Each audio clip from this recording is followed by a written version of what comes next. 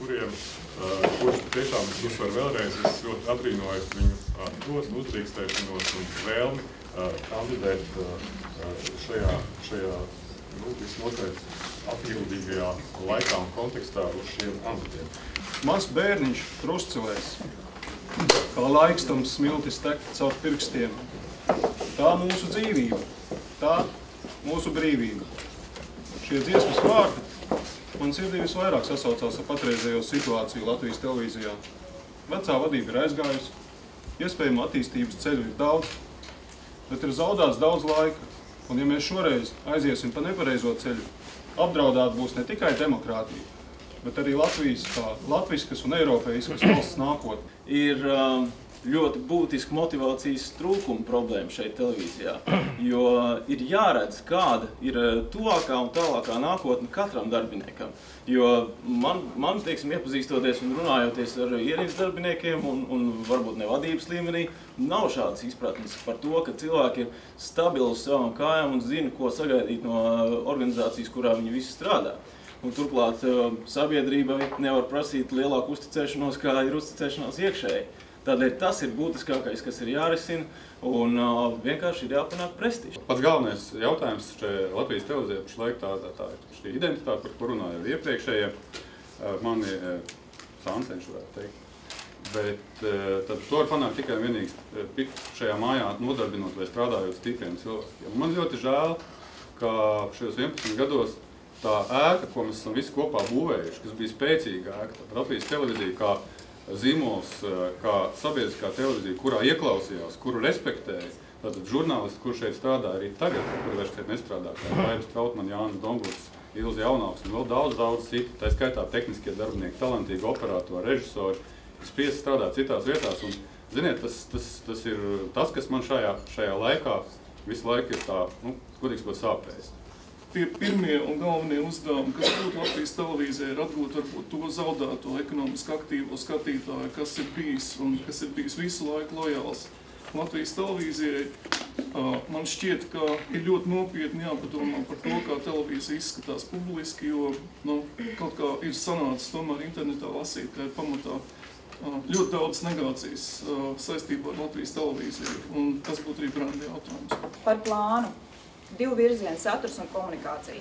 Komunikācija attiecībā uz saviem darba devējiem skatītājiem, plašāka līdzdalība, iesaistīšana, atgriezeniskā saite plus mārketinga komunikācijas. Tas ir mūsu vājais punkts, un līdz šim tas tiešām nav strādājis tā, kā tam vajadzētu strādāt. Par saturu 3 virzieni - ziņas, informatīvi dokumentālie raidījumi, tātad kvalitatīva žurnālistika, 2 bērnu jauniešu raidījumi, 3 kultūras raidījumi.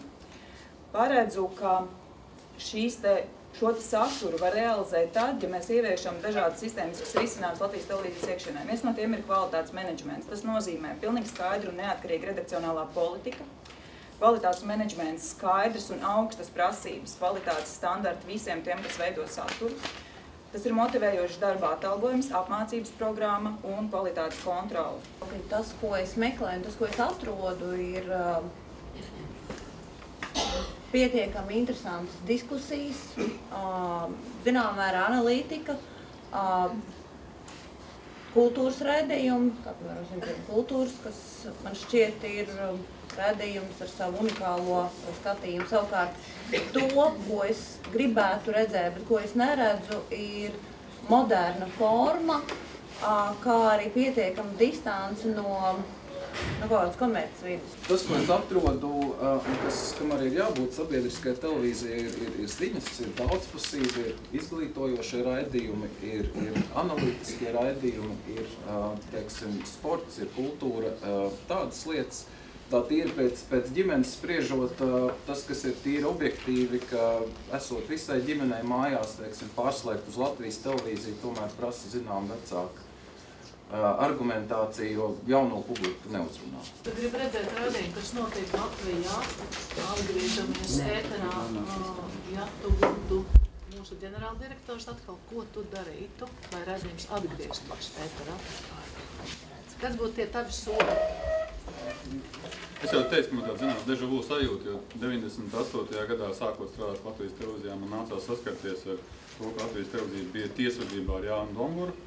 Es toreiz saņēmos, slēdzu mieru izlīgumu, aicināju viņu darbā. Tas arī tāds raidījums arī tā. Pašlaik tā situācija ir tieši tāda pati. Tas, ko es uzskatu, ka te ir jāatrod šis kompromiss, jo Jānis neapšaubām ir viens no labākajiem Latvijas politisko diskusiju vadītājiem. Un kā jau es teicu, es uzskatu, ka Latvijas televīzija ir jāpulcē savā kolektīvā visi labākie. Gan tie, kas strādā pašlaik, gan tie, kas strādājuši kādreiz, gan tie, kur tādiem tikai top. Nodrošinot redakcionālu neatkarību, mēs varam strādāt arī pietiekamā attālumā no politiskās elites, jo īpaši situācijā, kur tieši sabiedriskais medijs, kurš ir spēcīgs, varētu kļūt par šīs politiskās elites kā sabiedroto, kā sadarbības partneri, nevis kā spoguli vai kā rupoli. Es vērtēju savu reputāciju ļoti labi. Es vērtēju savu reputāciju labi, tāpēc, ka man nav par ko kaunieties, ne par ko es esmu izdarījis. Ja? Un es domāju, ka šajā laikā, es domāju, ka jūs visi gribat uzzināt un dzirdēt un kaut ko teikt par tiesvedībām un tam līdzīgi, ko es tūlītās arī pastāstīšu, bet 11 gadu laikā es strādāju dažādos darbos, es arī tagad pasniedzu Latvijas universitātē, man ir bijis ļoti daudz dažādu lietu, kuras es sev pierādīju kā profesionāls, un man šī šaubas par reputāciju nav radušās. Tāpēc man arī īstenībā nav gluži īsti skaidrs arī Kamarūtas kundzes, tas ir paliek uz viņas sirdsapziņas šīs te apgalvojums par reputāciju slikto, jo man neviens acīs tā arī nav pateicis. Tātad, ka tev ir slikta reputācija, nezinu, tu esi tur tāds vai šāds.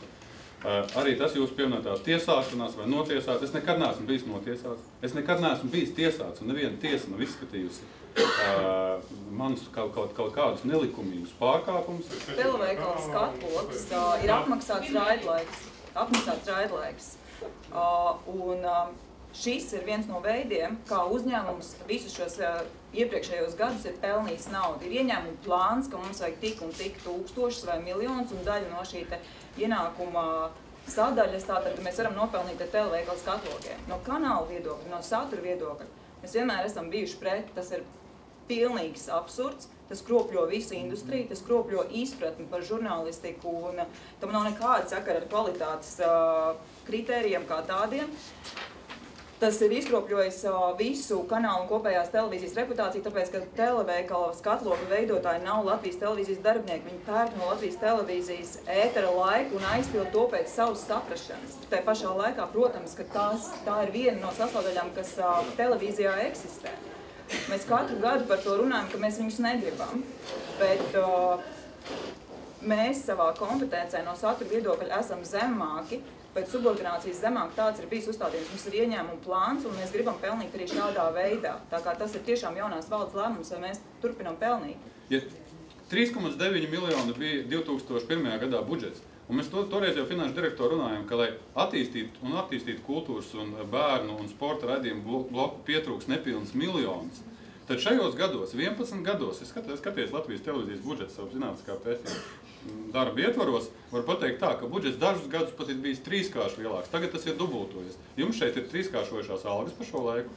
Ja tas tā ir, tad es tiešām domāšu savādāk. Ja, bet principā es domāju, ka ar esošo budžetu ar šiem nepilniem 10 miljoniem var attīstīt gan šo stipru ziņu bloku, gan analītisko, gan arī kultūras žurnālu, un sāk domāt arī par to, līdzīgi kā BBC veido savas dokumentālās filmas, arī Latvijas televīzija jāveidojas savas dokumentālās filmas. Te ir jautājums par resursu saprātīgu pārdevu un izmantošanu, par birokrātijas, lomas samazināšanu, par radošo ideju attīstību, par jauno tehnoloģiju pielietošanu. Saprotams, ka sabiedriskais medijs ir vajadzīgs visai sabiedrībai un nevar pārstāvēt nevienu, ne otru, ne trešo politisko spēku. Tas, kas būtu mans piedāvājums vai mans redzējums šajā gadījumā, būtu argumentācija, kas būtu balstīta uz cipariem.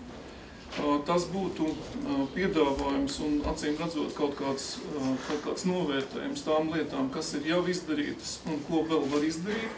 Un ja atbilstošie politiķi lemj un redz, ka mans piedāvājums ir sakarīgs un saprātīgs, un tas puisis runā taisnību, es ļoti ceru, ka tur atradīsies arī naudu šiem projektiem. Ja mums izdosies pierādīt Latvijas televīzijai, ka sabiedrībai tā ir nepieciešama, tad sabiedrība ir tā, kas izdarīs reālos spiedienus politiķi. Tas nav tikai valdes, viena cilvēka vai divu cilvēku jautājums. Tas tiešām ir jautājums par to, kā Latvijas televīzija strādā.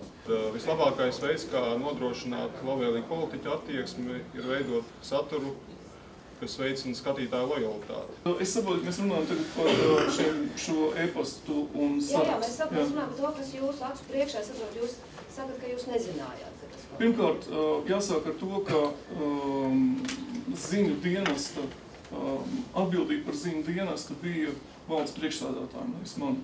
Tā atbildība, mana atbildība šajā uzņēmumā bija visa pārējā darbība, komercdarbība, pārdošana, marketings, pašreklāma. Jūs nemanījāt arī, teiksim, vērojot?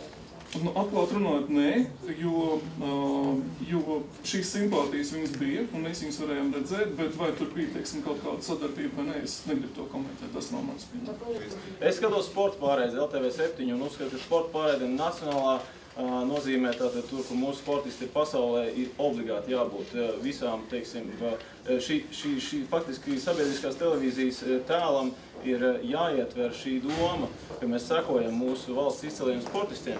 Viens no raidījumiem, tā ir filma, ko es sāku skatīties šo filmu Tilts, ko man iznāca bija sēdēt jau iepriekš, es skatījos un tiešām brīnījos, kāpēc sabiedriskā televīzija tik ārkārtīgi interesantu, kvalitatīvu raidīja tādu produktu un nespēja pietiekami daudz izreklamēt. Un tas attiecās uz ļoti daudz citiem raidījumiem, kur tiešām ir, bet viņi par tiem netiek stāstīts. Kopumā, ja teiksim, tāds mans kopējais vērtējums par Latvijas televīziju, ir šausmīgi jāsavācās marketingam, jo īstenībā cilvēkiem ir jāzina, kas tur ir iekšā. Un man liekas, ka tur ir tas būtu viens no šiem jautājumiem, ar kur būtu jāsāk. Ja?